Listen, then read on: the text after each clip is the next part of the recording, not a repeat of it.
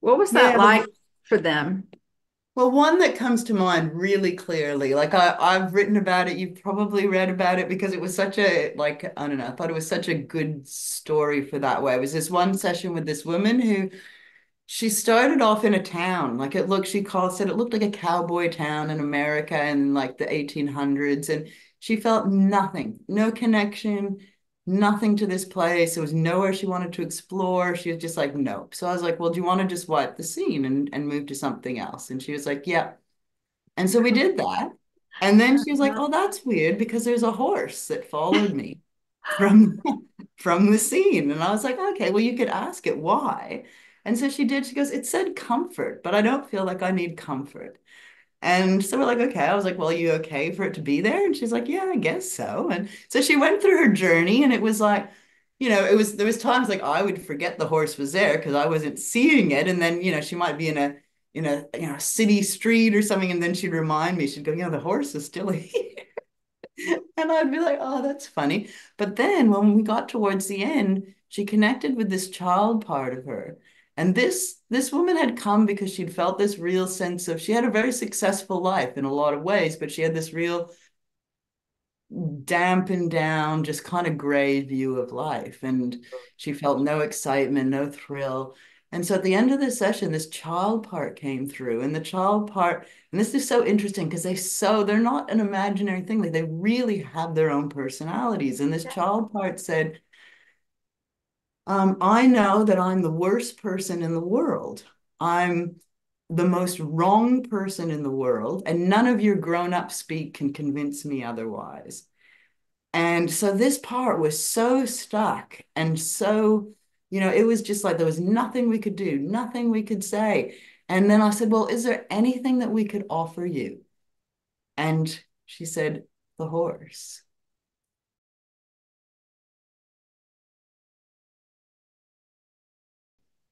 Hi, everyone. It's Candace Craw Goldman again from quantumhealers.com. And today I am having a conversation with Christina Lavers. Hi, Christina. Hello, Candace. So wonderful to be talking with you today. It's like I know you so well, and yet we've really never done this. And there's a part of me that's like, why? Why have we never done this? I don't know. Probably because I'm always so pressed and overly booked. But I've been looking forward to this, and thank you so much for bearing with me. I know we've rescheduled a couple times. Oh, no problem at all. That's the way life is at the moment. I think for everybody, we're all just navigating stuff. And Yeah, yeah, yeah, we it's, are. So, Christina, how long have you been a part of our community? I didn't look that up before pressing record. How long have you been with us?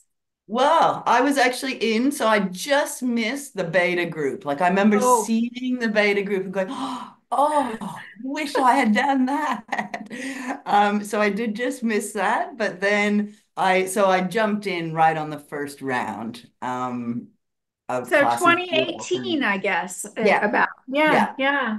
Yeah, yeah. and you really really took to it, and then we started receiving your beautiful writings, and I have to say we've watched your writings grow and mellow and mature and become so wise and even better and better. I mean, just over these years, you got to be such a fantastic writer. Not that you weren't at all to begin with, but you just got better and better with every one of your beautiful blogs that you have gifted us with at quantumhealers.com.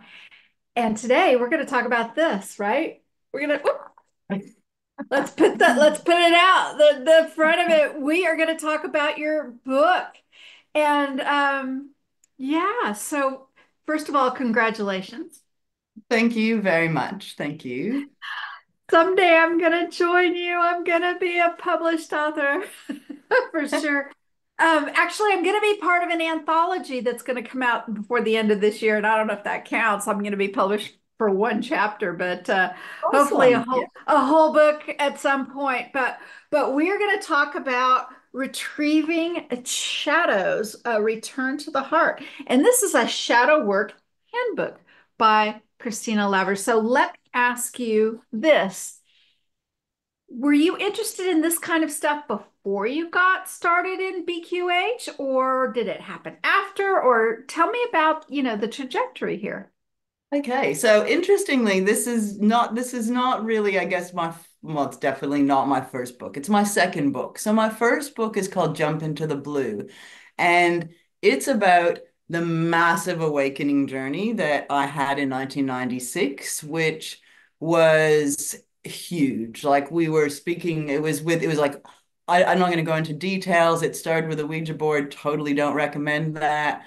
Um, and which I say at the start of the book, but that's how the journey started. And it did, we did connect to guides and went on a massive journey, which at that time in 1996 was so, there was no internet at the time. So we were so alone with this and Yeah. sort of, yeah, trying to understand what was happening. I was scouring secondhand bookshops and I was raised completely non-religious. So to me, it was like, how can, it was really rocked my whole entire world. Like it was, the periods where I wanted to run through the aisles in a movie theater going, there's spirits, they can hear us.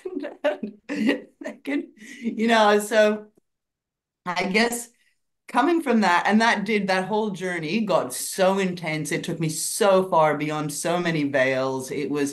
I was, would get to points of being completely away from my physical body in a state of being, this is me. This is me. Like I've come back to this role of playing Christina Lavers, but that's just who I'm playing right now. So that all that came into my awareness at that time. But it was very frightening for people around me. My parents are psychologists. To them, it was like I'm completely losing it. I was talking about things like Sure. seeing numbers that my guides were talking to me through 111 on the clock. And, at that time, that just sounded That's so. too early. You started early. I did. I I get did. it. I totally get it. We had to be quiet back then, and now it's not that big of Yeah. a deal. But it was really. Now, hold on. Let me ask you this: did you have like an event, like an accident, or like a single thing, or it was just the Ouija board experience? No, it lasted for about 5 years. So there was several years where we would speak and we spoke to our guardian angel who called herself Valerie. And so she became like a teacher to us but we were, at the time 19 or something, and we would often, we just wanted to be fun and exciting. And eventually Yeah. she would just say, we'd get on the board and she would just say, meditate. Come meet me in my garden, Wow. meditate.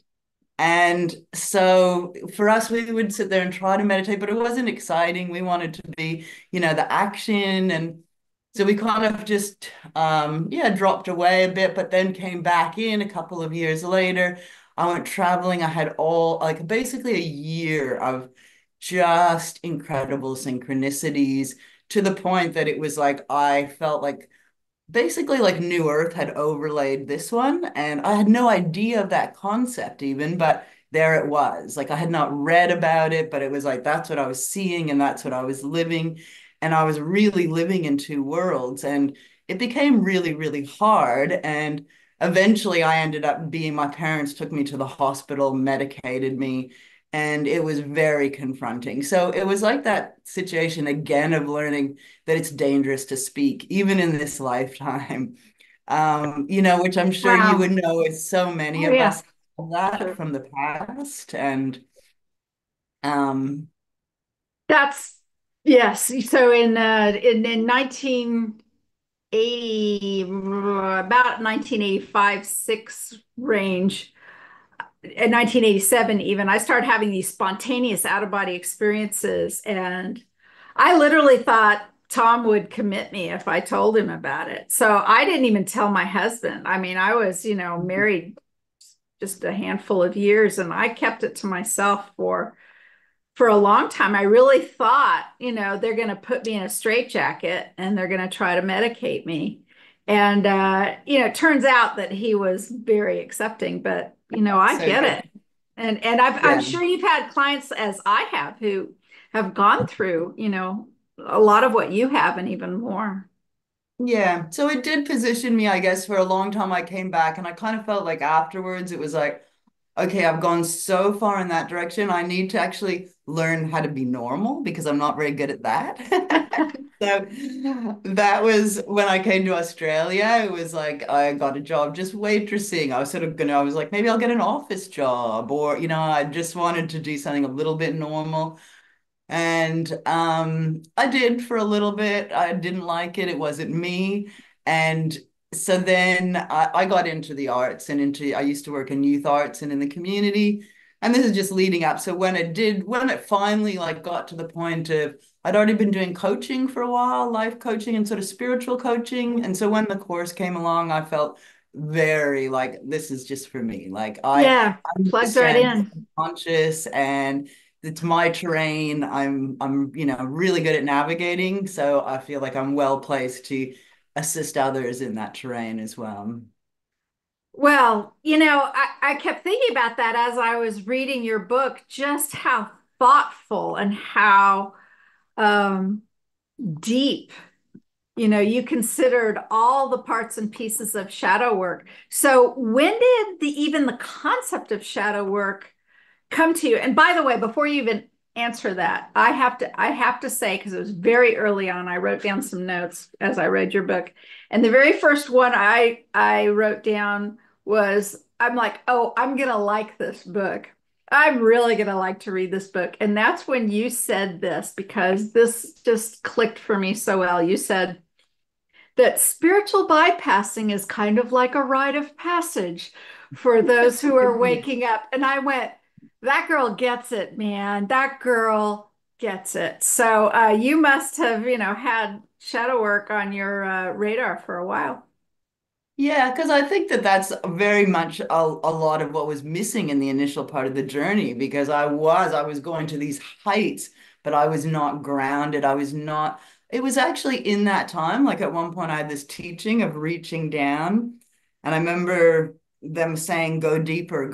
And it was kind of like I was below my feet in terms of how I was imagining it. And it was like, no, deeper again. And I went deeper and then I met this child, and it was me, and she was so angry and so, just get away from me. And it was like, oh, I was trying to be kind and, oh, come to me. And she was like, I've been sending you messages for so long, and you've just been ignoring me. And that's when I realized, I'm like, oh, that's what those bad feelings are that I just push away. Yeah. And so Yeah. that's when it occurred to me, like, oh, okay, that was the beginning, the very inkling of the kind Yeah. of understanding that we need to go in and work with some of these shadow parts. And Yeah. yeah, Fantastic. As I was reading all of this, which is, it's you call it a workbook and you really do. You make a lot of suggestions as you go through it.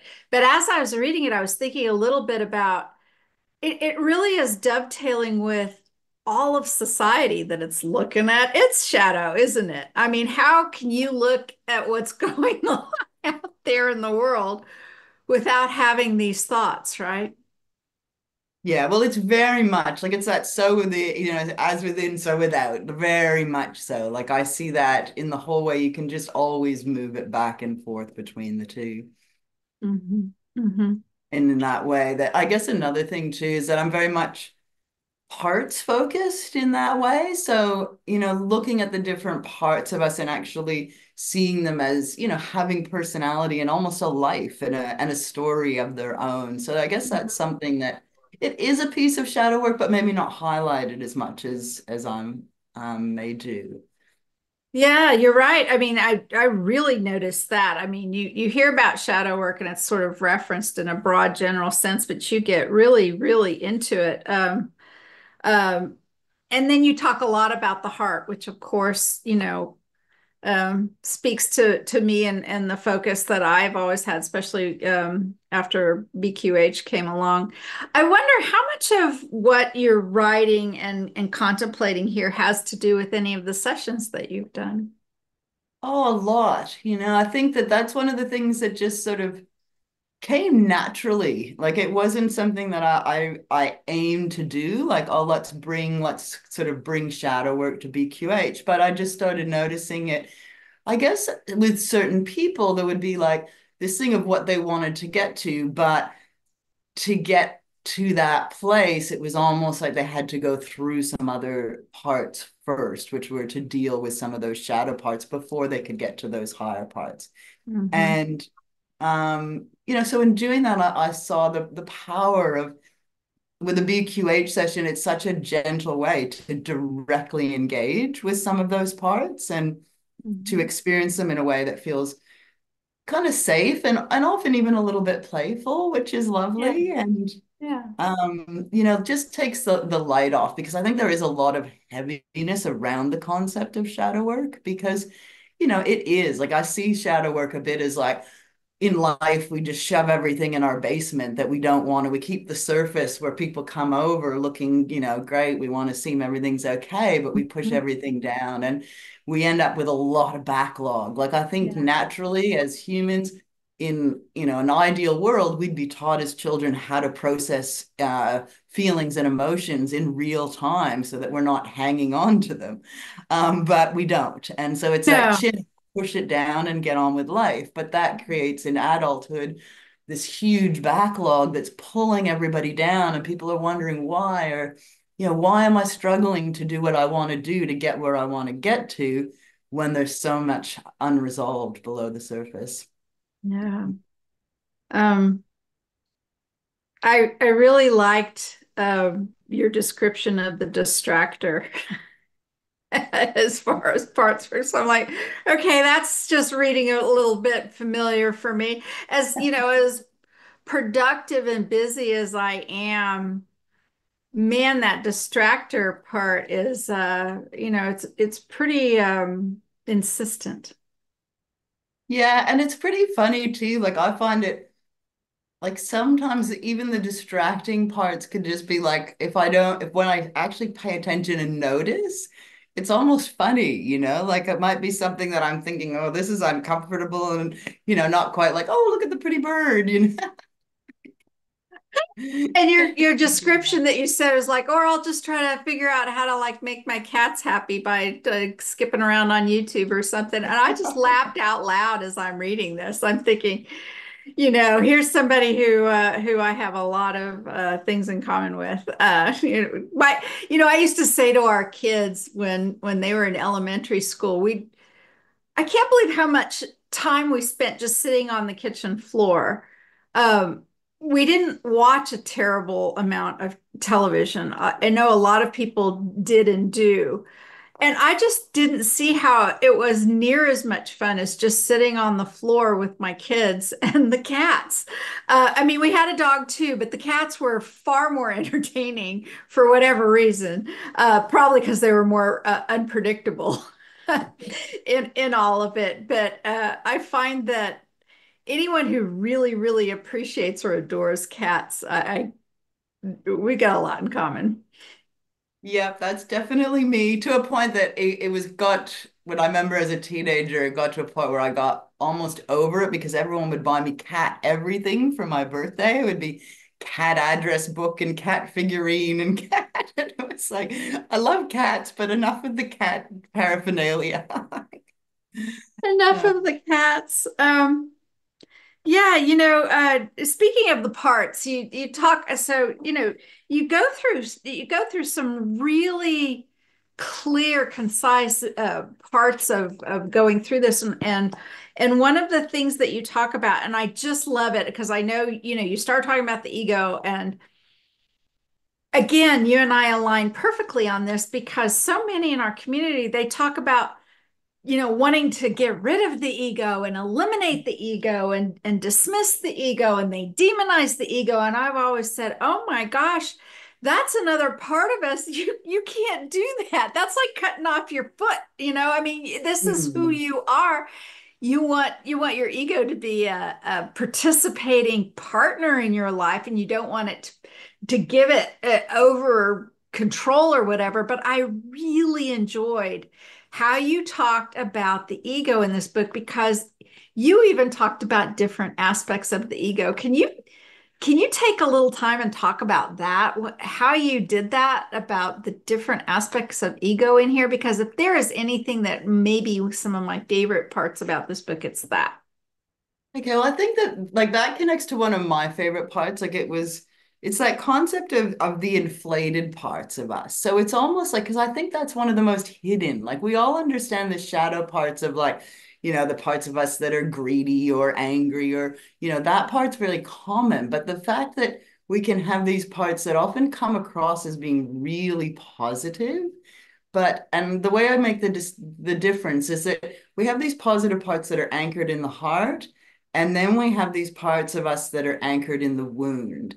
And that's where the problem becomes, is when a part of us is anchored in a wound, this part. So it might be like, for example, if somebody was just trying to think, just a quick, easy example, but I'm getting a bit of a brain freeze.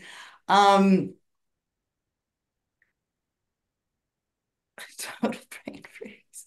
I'll edit Okay. it out. Take Okay, your so time. let's Find just a place. yeah, well, let's just say somebody's really driven to do something. So these parts, the inflated parts often are driving us. So if that drive is coming from a place that's hard anchored, the drive is going to be really pure and really straightforward and aligned with all of us. But when the part is actually anchored in a wound, like I'm not good enough, that's why I need to do this thing, then we're probably going to push ourselves harder than we should. Like we're going to sacrifice more fragile parts of us to try to get there, which never ends well. And I think that that's something that people don't see because these parts seem so positive. Like it's like, this is the part that's making me get up at 5 in the morning, that's doing, getting out and doing this. And it's not to say those parts are bad at all. Like again, looking at the different parts and why they're doing that. And so instead of, chastising, saying that part's bad, it's like, okay, well, let's soften it a little bit. Like what does it need? And how can we do this? And I guess that's a big part of what the book is about, is really almost about creating a table of self, a round table of all the parts within, connected through the heart, that are working together as like a united animated team with different strengths and different weaknesses, not what most of us have at the moment, which is some parts trying to move forward, other parts in the background unconsciously trying to drag us backwards, and then wondering why we feel stuck and are not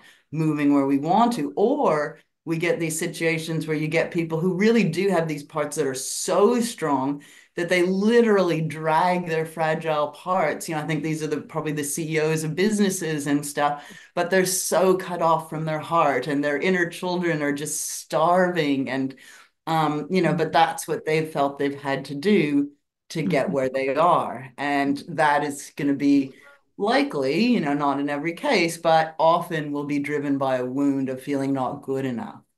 And that's the sad thing, I think. For me, the big sad story right now in this reality is that little piece that somehow we get that misunderstanding that somehow that we cannot be good enough. And to me, that is what causes everything that we see on the outside world. All the problems, in a sense, comes down to that mistake that we make, and that kind of compounds with every step as far as we go. Once we take that truth in, like, oh, I might be bad, that idea, and it's not a conscious thing for most of us, but that idea is so frightening that we Yeah. do everything we can to avoid it in all different ways. Some people have good and bad coping mechanisms, but if we could all just realize that we all are essential, it doesn't mean that we don't do bad things and we can't have bad behavior, that absolutely. But Right. at our essence, we are all beautiful, amazing souls. And that's what I hope, we can get back to that knowing. I've been flipping through your book as you've been talking. I was hoping to find the place because I really liked your analogy about the conductor. Can you speak Yeah. about that? Yeah, so that was just, I like analogies. I've always been somebody who thinks in analogies. And so that analogy was the idea of having, like, right now, it's almost like we have these parts of us that are dominating the chorus. We've cast out some of our highest and our lowest aspects. So almost like if you looked at it, like an orchestra. We've kind of gone, ooh, those tones sound really low. They must be bad, and pushed them away. Then not realizing that it's like when we push away the lowest, we also push away the highest. So we end up with this kind of insipid middle ground. And it's all being led by this part that's feeling really insecure. So that, and then the other side of the analogy is looking at it where it's the heart that's conducting, and all the parts have a role and a place, and they're given that space to find it, because that's the magic. Like I really do see, and that's something that's come across so clearly in sessions, like that magic of how we're in the process right now of everything sort of shifting to come in and find its place. And that process is not a pretty or an easy one, and especially while we're in that transition, which we're in right now. But I think remembering that that's where it's heading, to that place where it's so magical, where each of us have a role and it's like another analogy. I kind of see humanity as a collective can be like seeing a person who's lying on the ground, bashing their leg, punching themselves in the face. And, that's what we're doing. It's like a crazy Yeah. person lying on the ground. And really, humanity could be, if we actually came together and cooperated, we could stand up and not just like walk, but soar. Yeah. And, I feel that that's what, as a collective, we're capable of. And that's what we're moving towards, but slowly sometimes it seems. I found the conductor. And right above it you have you have a part of the chapter where let's engage the imagination. And it's just so beautiful. So you call the conductor the heart, and that's the image you chose there. And I really, really love that. And to take a tangent here, I loved these illustrations and how you put together some really fabulous. I mean, they're all, of course, they all relate. They're all very much relatable to each other. They're not haphazard or anything. As an artist, how did you do that? Okay, well, I did. There's nothing really super special, or actually, I had someone say, "Oh, the illustrations are so wonderful," like as a compliment. But they're literally just free images from Pixabay that I like went through and like You had to um curate them, though. You had to yeah, and collect that them. I actually loved the process. It was so fun. Yeah. Like, I love that. I'd be like, okay, I want an image for this, and going But they through. all have the same flavor. You know what I mean? They all come from something. As a matter of fact, as I'm looking at them, I'm almost like, well, is this when you like set type somewhere in the 1800s? Or, I mean, did you have a life then? Or, just the look of them, that's a skill, I mean, people can collect a bunch of things they think they like and it looks like a junk drawer or something, but not your illustrations. They're beautiful and they really help the book flow. Thanks. I think that, well, one of the things I was aiming for with the book is that I feel that it was around sort of, I guess I started from an Art Nouveau perspective, because I feel like Art Nouveau really explored that concept of the conscious and the unconscious. And it was, I think, more of a, certainly explored in a lot of the art. So it was, I found, really easy to find images that spoke from around that time. Uh-huh. Uh-huh. Yeah, that's what I noticed. And it just fit. It just sort of fit with the whole thing that was going. Very much that reminds you of, like, the book very much had a mind of its own, a life. There's very, very many moments where I felt like, just the worker on board. Like, what do I have Right. to do? What's next? Mhm. And even the cover, like it was like that was not what I was planning for the cover. So the cover I did design myself, and like that was, yeah, it really just took on like the colors. I initially just had it all blue, just different shades of blue. And but it was like, no, this is where I'm going. So I remember you throwing it out to your Facebook community a little bit and getting some feedback. I do remember that. I always find that completely fascinating when people do that. And so I mean, I knew that this was coming. Um, so talk to us about how this is a workbook, how you decided to set it up like that, and how one may go through this book as a workbook. Okay, well, it's actually not a workbook. It's a handbook. Shadow work handbook. There you Yeah, go. so it's more like a light, short, I didn't want to create a big, heavy, dense mission kind of book. Okay, And I well guess then explain that then. Why is it a handbook and like not a book then? I mean, okay. what's the handbook part of it? And thank you for correcting me. Um, okay, so how the book actually was birthed was that probably, I don't even know, maybe 4 or 5 years ago. I had a lot of people contacting me and saying, what is shadow work? Can you explain shadow work? Or I'd see it everywhere. And so I thought, it'd be good just to put something together, like a PDF that I can just go, here, check this out, and it's all just there. And rather than have to explain it over and over again. So I did, I put this out, and it was quite funny because I can remember showing my mum's a psychologist, and so we often bounce things back and forth together. And I'd sent her that document, and she said, it's all right. You explain it well, but it's not up to your usual standards. And I was like, no, no, it's fine. I just did something. I just want something I can put out.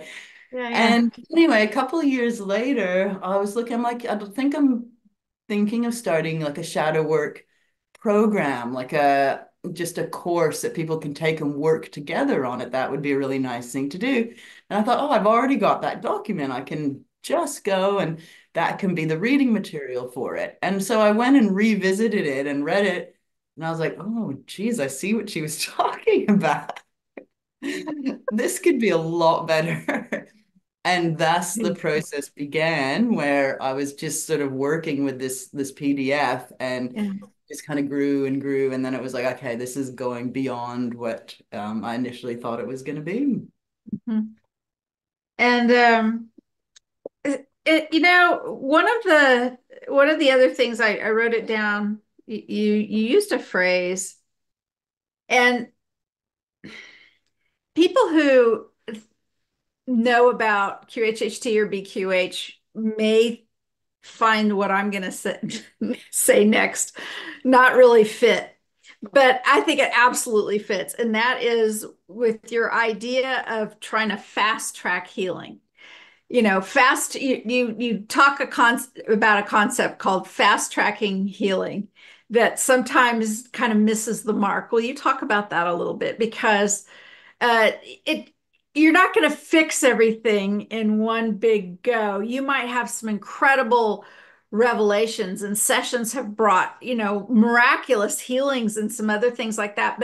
But there's this persistent concept, an idea that I find troubling, which is well, you just have to have one of these and then your whole life is fixed.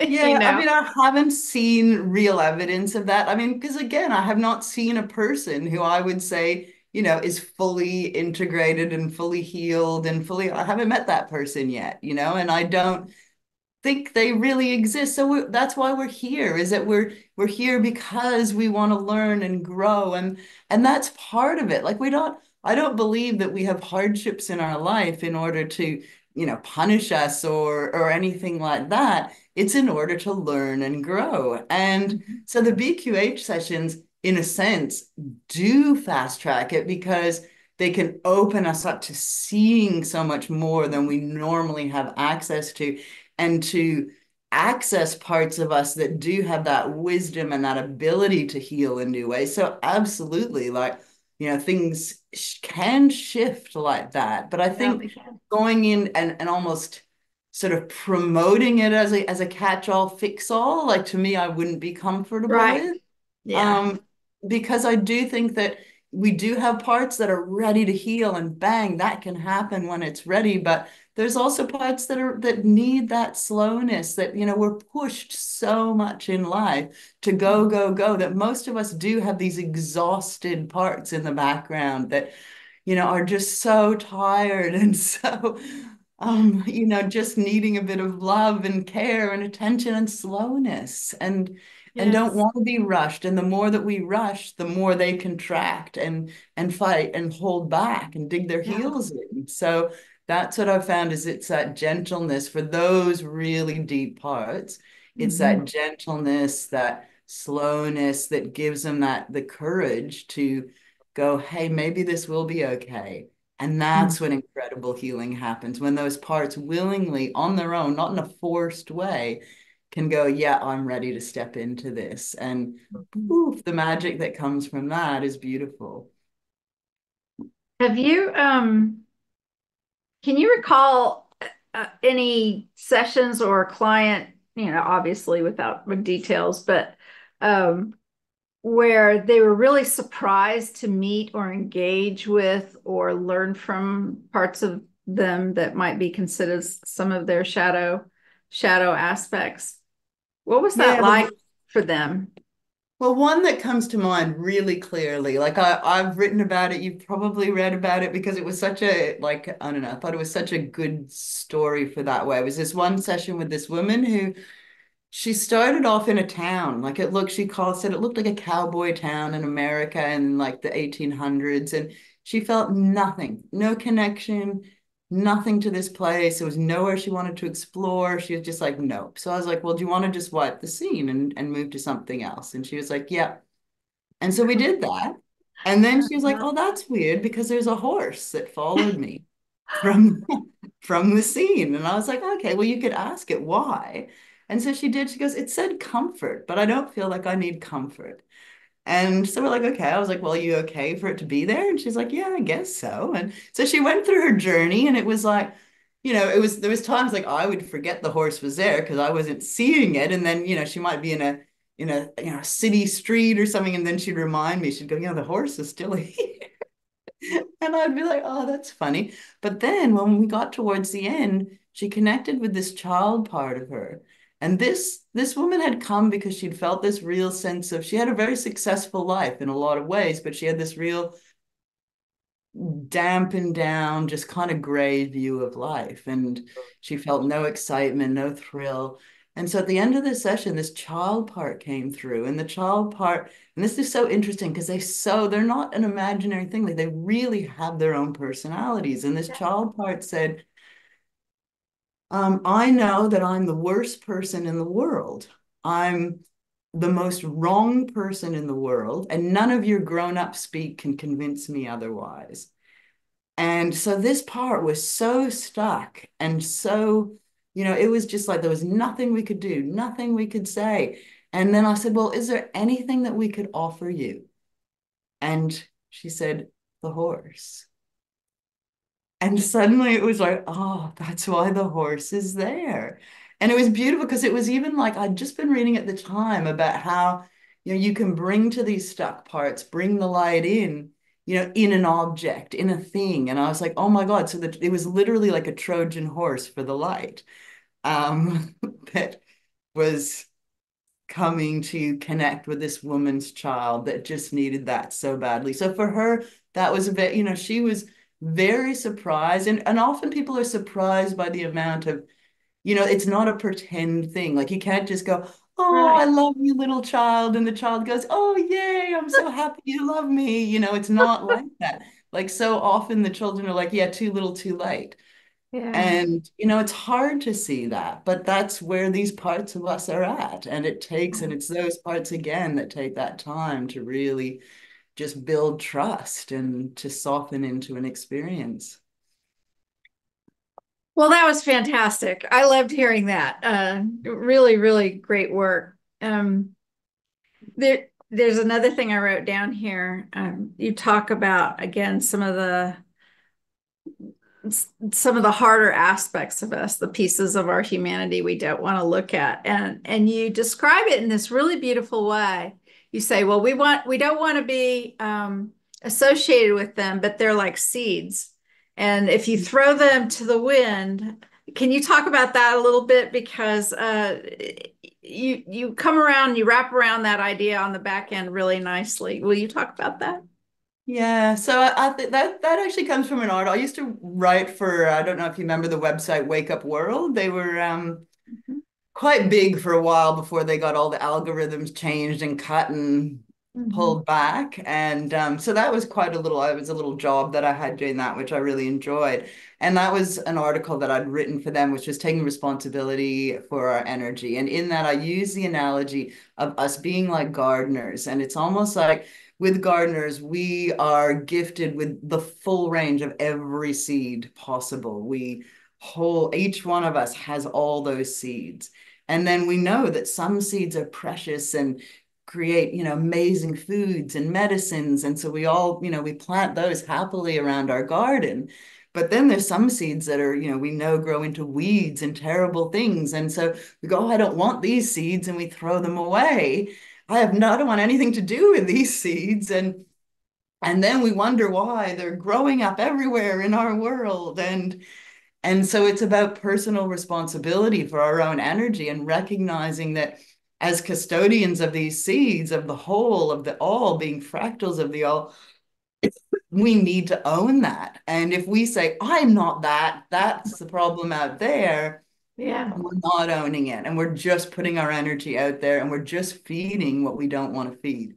And so by taking the seeds back, holding them close, knowing these can potentially become dangerous, we've got to use them very responsibly. And when they are used responsibly in, awareness of the whole, they often, even these ones that we may think are toxic, if used properly, they might have some compounds, just keeping on with the analogy, that are Right. absolutely powerful and healing. And so Sure. it's about, Or everything or having its or right give you some place. strength, right? I mean, there's Yeah. some people who I think are so focused on the giving and the positive and loving and they eschew anything that keeps them like strong or keeps them sovereign or even an energy in them that can protect themselves or their family. They just give all that up because they think that's negative or something. I mean, Yeah. there's people like that out there. Oh, absolutely. And, from all the different, I mean, we're all different in what we sort of value and what we don't. But it's that thing of thinking that we can be just what we value and just disregard what we don't. And again, it's, just being responsible and aware as citizens of fractals of the whole. Mhm. Yeah. Mm. So what kind of feedback have you gotten from your book? Anything Oh yeah, fun I've to had some mention? wonderful, it's been really, really lovely actually. And like someone I was so amazed. Like he wrote basically an essay on the book, and that was beautiful that he did that in terms of just wrote. I don't know how long it was. I just got it one morning and was reading it through, going, "Oh my God, that's amazing." So it's one of those things that I think for people, like anything, when it's the right time for you and you read it, it'll just be like bing, click, click, click, click, click. And a lot can fall into place. The feedback I've had that people really appreciate about it, I think especially, is that I'm dealing with some really complex stuff, but I present it really simply. And I guess that's sort of what I see a bit of my Mhm. gift is being able to do that, to take sort of Mhm. things that could be really quite convoluted, but to try to explain them in really simple terms. Um, that was what I tried to do anyway with the book. Yeah. Well, and you do that in all the beautiful articles that you write for our quantumhealers.com blog. I didn't go back and count. I almost should. Do you have any idea how many articles you've written for us? I, Because I it's don't been know. a lot and it's been so fantastic. I mean, you're one of our most prolific contributors, and every time I see one of your articles, I just appreciate you so much. Oh, thank you, Candace.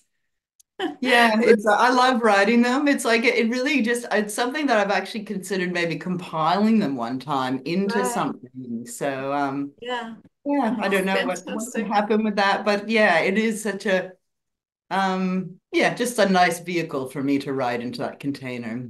Yeah, well, we do make that option open for, excuse me, all of our members, but not too many people jump on that. A nice select few absolutely do. But again, we appreciate you so much in that regard. So, two books, and I can see now you have your first book up on that shelf, right? That's right. Yeah, that's Yeah. it. Can you say what the name of that was So it's Jump into the Blue.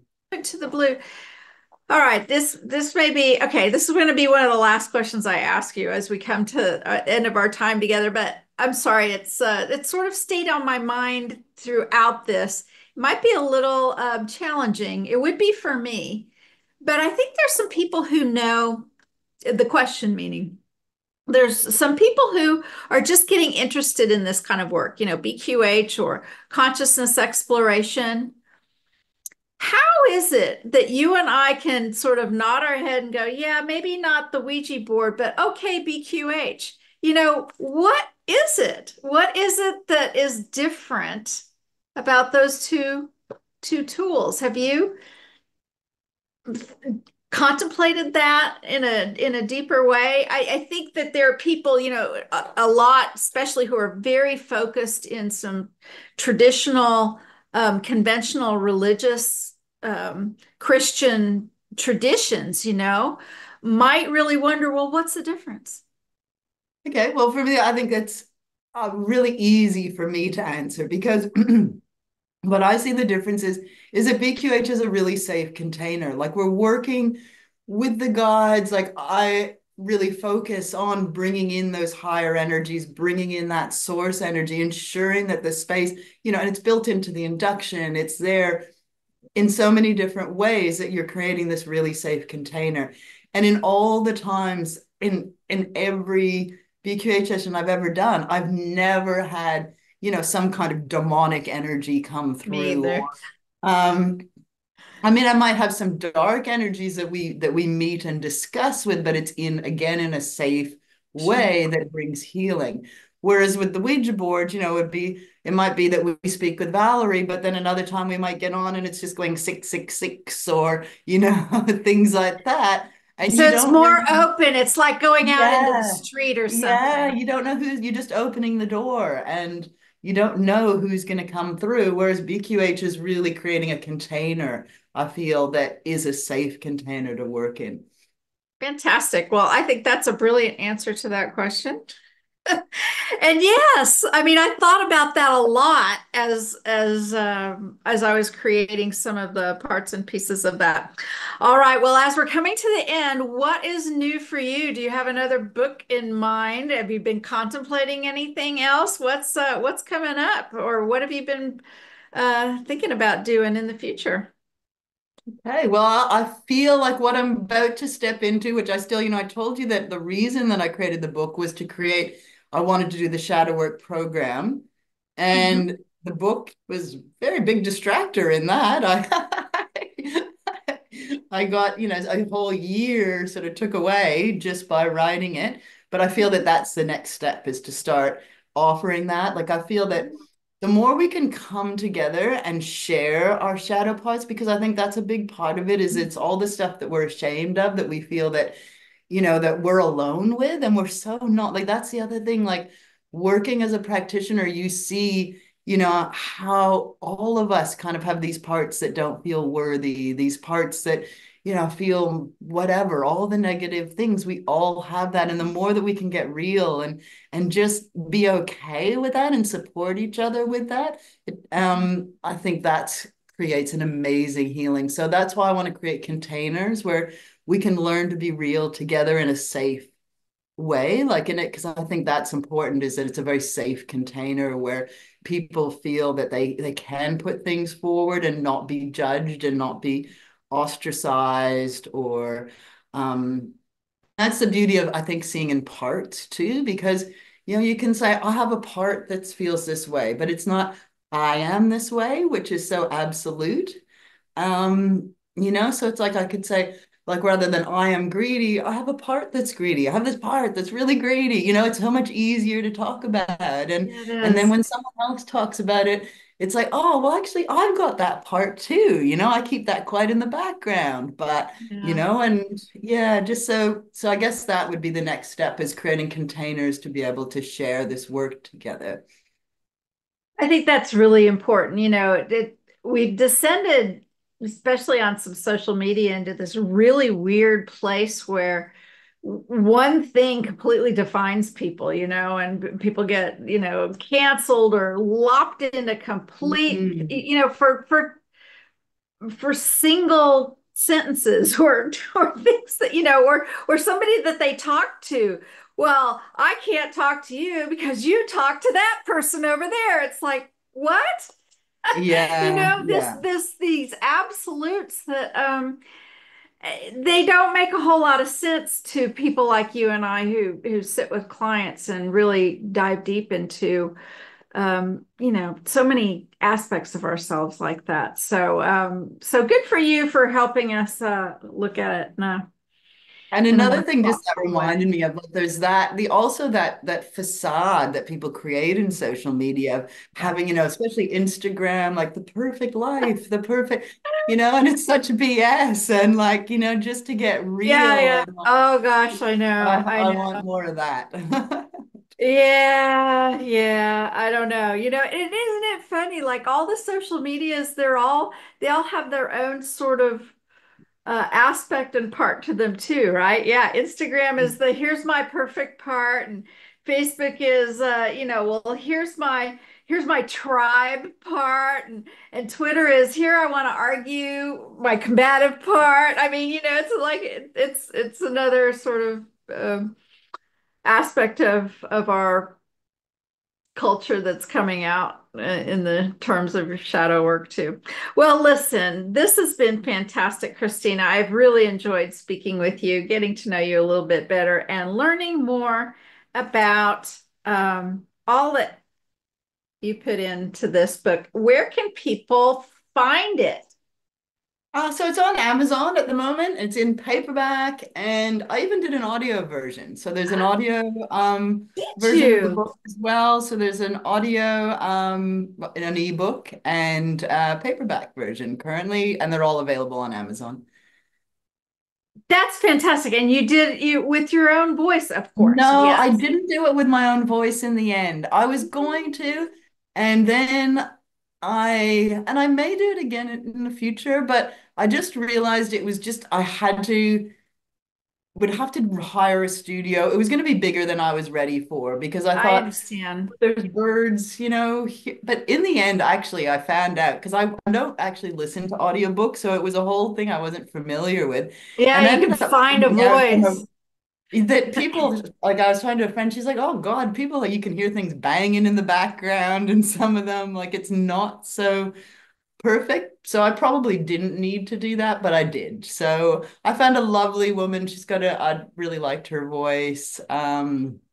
Who did the reading for it. And I think she did a And really good a job. lot of people really that's where they get their reading because they're multitasking and they Yeah. have that on. So that's really great. I know, even with a couple of like Dolores Cannon's newer books, I've tried to listen to the audio, but you know what? I know her voice so well, and hearing somebody else's voice, oh, it just Oh, that would be weird. Yeah. Yeah. yeah, I mean, I like picking up her books and hearing her voice in my head. So, anyway, yeah. Okay, I have to ask this. So, did you get, because you don't have a complete Aussie accent, Oh, I because don't know. no, it's just, so how did you pick it? What kind of accent does your Well, voice she's have? actually American, so Is she? it was hard to pick because exactly that. Like I feel like I'm a bit in no man's land. Like in Yeah. Canada, people think I have an Australian accent. Here, Yes. people don't think I have an Australian accent Yes. at all. I have a very Canadian accent. So I Yes. kind of go, well, I've just got my own accent now, is what it It is. is quite the little, yeah, it's a combination for sure. Yeah, well, I've actually been in Australia longer than I was in Canada now. So, um, yeah, but my accent doesn't change too much, but I've Yeah. definitely got my own thing going Yeah, on. yeah. So You it can was a bit practice. You can strange. practice sorrow instead of so. Oh, I actually love the Australian accent. So like when I can pick a voice, like in somebody giving me driving directions on the thing, I always pick the Aussies because I love it. I really, really do. I'm not making fun of you all out there. You're my favorite accent of all. Okay, Christina. Well, of course, we can find you at quantumhealers.com in the directory and writing many of our blogs, but where else can people find you? Where else? I guess just on Facebook. I'm not like that's one thing I do have a bit of I'm not the best with actually keeping up with all the self-promotion kind of stuff. I need to get a bit better with that. You can share this video. I will. I definitely will. All right. Well, we'll put those links below, and I thank you again. This has On been a really lovely time spending with you. Thank you. Yes, and thank you so much, Candace, for organizing this and having me on here today. And it's been, so beautiful speaking with you. You're welcome. All right, then. So, if you are a healer of any kind, alternative healer, energy practitioner, way shower, card reader, naturopath, anything like that, come join us at quantumhealers.com. We're a guru free community. We'd love to have you. We like to talk horizontally in our community. We don't tell people what to do or how to think. It's rather refreshing out there on the internet. Come find us, quantumhealers.com. Okay, till next time. Bye, everyone. See you.